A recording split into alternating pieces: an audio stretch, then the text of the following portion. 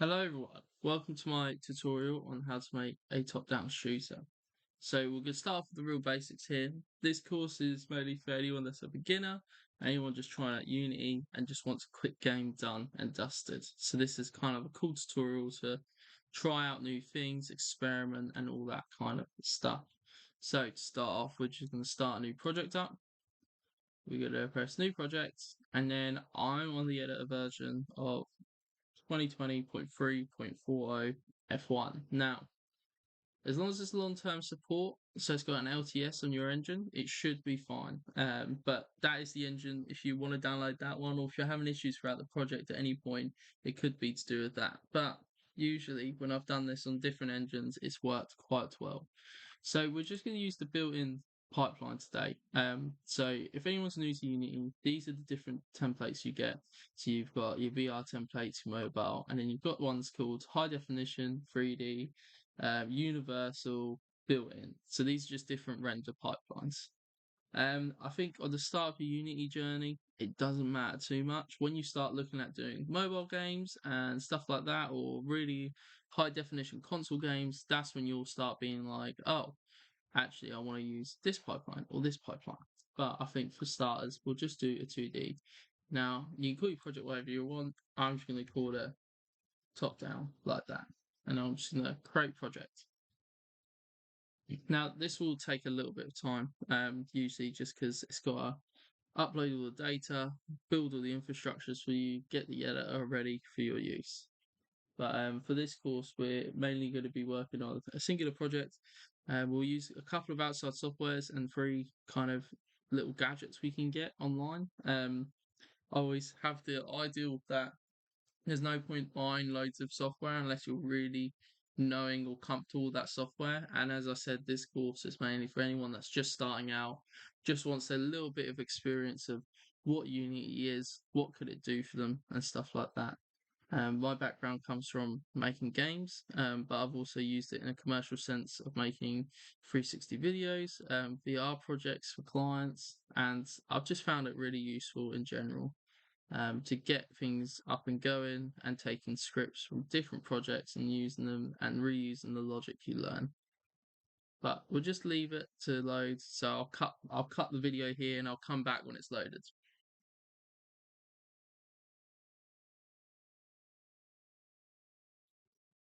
Right, so my Unity has loaded now. So I've been given this beautiful little screen here. So this is my little area. This is what my game looks like. So your layout might be a bit different. It might be a little bit like this. You might not have as many options.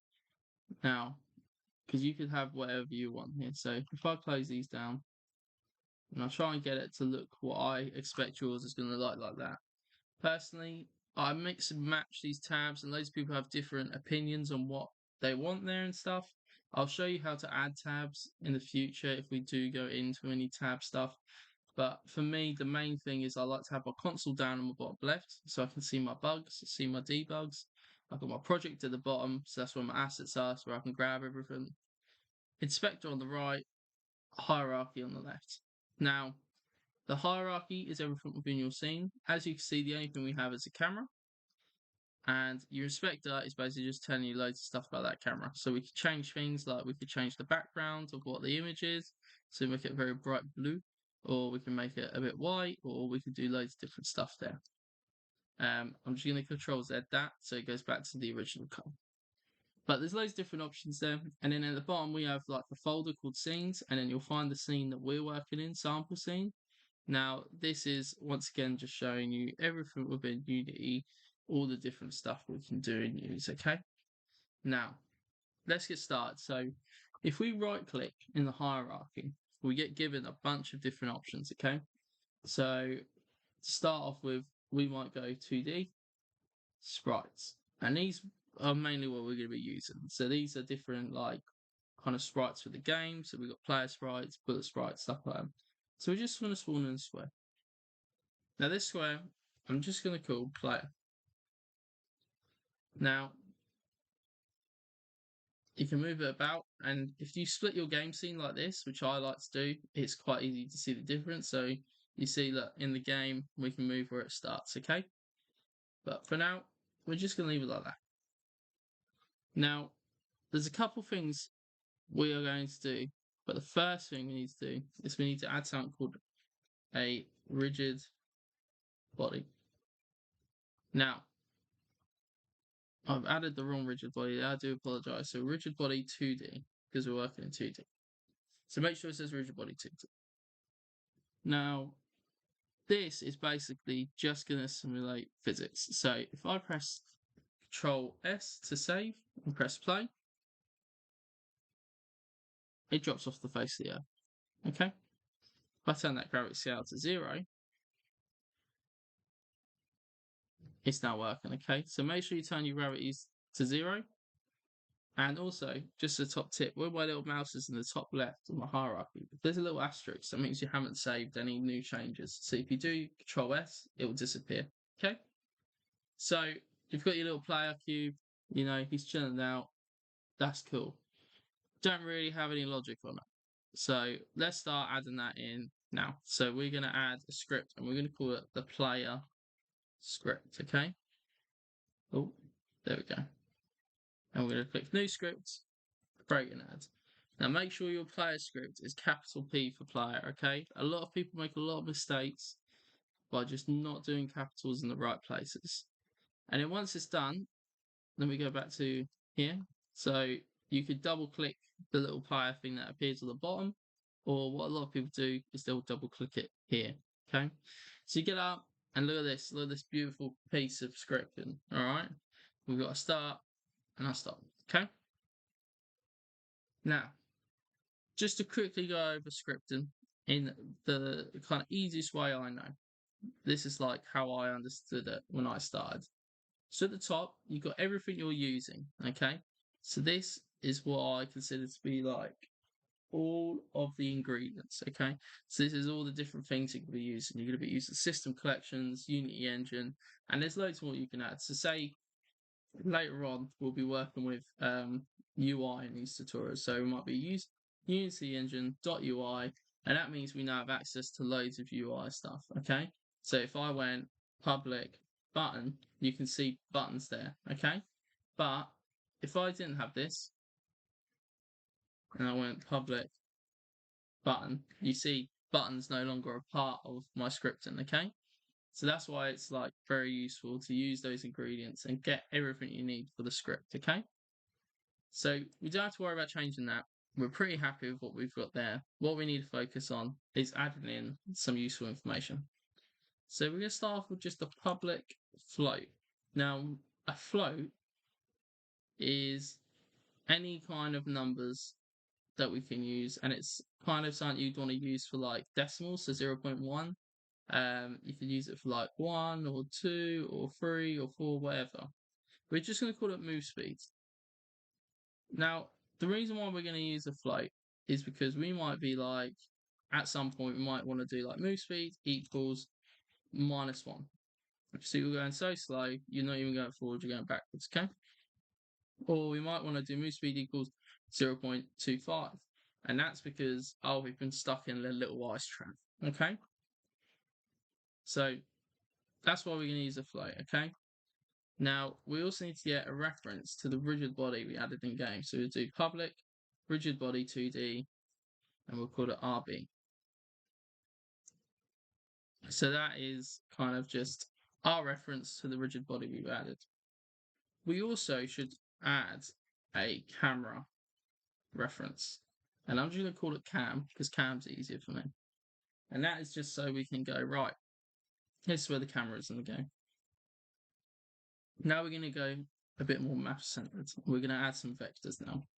So vector 2, we're going to call it, oh, no capital, we're going to call it movement. And then we're going to do public vector 2. We're going to do mouse pos. And that is me basically getting the movement on X and Y for our character and our movement for our mouse position. Because when you're doing a top-down shooter, if I put my mouse at the top of the screen, I want to shoot up there. If I put it at the bottom, I want to shoot down there, okay? So we need to get reference to them. Now, for this bit, I am just going to get rid of my start function because I'm just not going to need it right now. I might need to add it back in later, and that's fine. If you wanted to ever add in your start function back, you should go void start and it'll spawn it in, okay? We're just going to get rid of it for now. The first thing we're going to do is we're going to do movement dot x equals input dot get axes raw, and we're going to go for our classic tried and tested horizontal. Hope I've spelled that right. So all we're doing is we're just getting the horizontal. What is the horizontal right now? Whereabouts are we? What's going on? Are we impacting that in any way with our input? So we use a lot of WASD. So if you have a think, what would be WASD keys? Probably be A and D, left to right on the 2D game. Vertical would be your W and S, because that's up and down. So we're going to do the exact same. What I suggest is you do a little bit of cheating, okay? We just copy this over, change that to Y, change this to vertical, okay? And that's done. So that means that we've now got our references. Now, the next bit we're going to do is we start looking at the mouse, okay? So just under that, we're just going to type mouse pos equals, okay? So we're making another statement of this equals sign. We're going to do cam dot screen, and there's loads of options here. So you've got screen to ray to viewport point to world point, okay? And then viewpoint screen point, okay. We're going to do to world point, and that's just going to get where we are in the world with our mouse. Where is it, okay? We're going to do input dot mouse position. Amazing. Right, so that's our update done. Now, the next thing we need to do is start looking at how to actually give this function. So we've got references to everything set up. We know what we're cooking with, okay? The main thing we need to do now is we need to start looking at, hey, how do we get our player moving? So we're going to use something called void fixed update. Now, update gets called every single frame of the game, okay? So every time the script's enabled, it's going to do this. Fixed update is a little bit different, where it's going to do it on every fixed frame rate.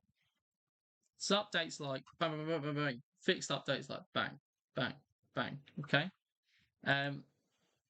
We use it a bit mainly for controls, player characters, stuff like that, but there is other uses. So we're going to do rb.move, and then we're going to do position. Okay. So if I do rb.position plus our movement, so we're getting our position, we're plusing the movement that we've given it. We need to times it by our move speed to make sure it's moving at the speed we want. And then we're going to times it again by time dot delta time. I do apologise. It's fixed delta time because we're in the fixed update. Look at that. See, now we've got our fixed delta time. So we've done a bit of adding the movement, times it by movement speed, and then times it by movement speed again. Okay. Now we're going to start looking a bit more towards how we do the rotation. Because if I go into game now, and we'll have a look, this might break it, but that's part of the fun, okay? So if you press on it, it'll reload your script, so it's important you changes. If I click back on my player, I've got a couple of options here.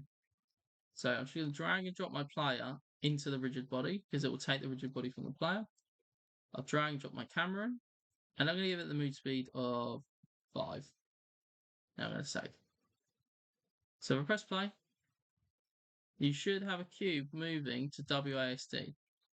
And what we can register is where we're going. Okay, so you got your mouse. I don't know if you see the mouse pods down here. It's changing based on where I'm moving my mouse. But if you look at the movement, if I press W, it's going up 1. If I press S, it's going down by 1. If I press A, that's going -1. If I press D, it's going 1 on the X. Okay, so that's how it's registering our movement. So that's perfect. But as you saw, we weren't turning, which is like the main thing we need to sort out. Otherwise, it's not a very good game. So we're going to look at doing a rotation. So what we'll do is we're going to do vector 2. We're going to do look, direction. So we're making a new vector 2, which is just going to be our mouse pos minus RB dot position. So it's just going to be making it look out to where the mouse is, okay? What we're going to do onto here is we're going to do a float called angle as well. And that's going to be a big mathematical equation. And I don't expect anyone to be amazing at maths. I wasn't very good at it, okay? So I use a lot of tutorials and that to help understand. Because we are going to use a bit of MathF, okay? And that's just getting all our math functions. And then we're going to do some lovely little bit of tan 2, which is tan, which is not algebra. I can't remember what it's called. Trigonometry, that's it. So it's a bit of trigonometry. Now we're going to do look direction dot y, and then we're going to do look direction dot x. So again, our look directions there, and then we're going to times it by math f dot, and then we're going to do rad to deg, which is just radius to degrees, and then we're going to minus 90f, just because make sure it goes the right way for us. And then under that, all we need to do is rb dot rotation equals angle. Okay, now if you want to be smarty, okay, and the easiest way for you to go back to things, if you add a dash, two little kind of side swipes like that, okay, and then you could type in movement, you won't get an error in your script because you're making a comment. So this doesn't actually run code or anything. If you got rid of this, you will get 3 errors. So just keep that on there. And this just means if we ever come back to script, we go, where's the rotation handle? Where's the movement handle? We can see it. So when you get a script, you will at some point have scripts that are worth like 400 words, and you'll be like, blimey, how do I know what any of this does? And that will fix it, okay? So if we go back to our player, and I press play, you can start to see it starts to rotate, okay? So we've got a cube that's rotating around to where our mouse is. If I go past it, it's flipping about, and we're looking around, okay? So in the first part of the tutorial, we've got a movement going, we've got a bit of rotation going.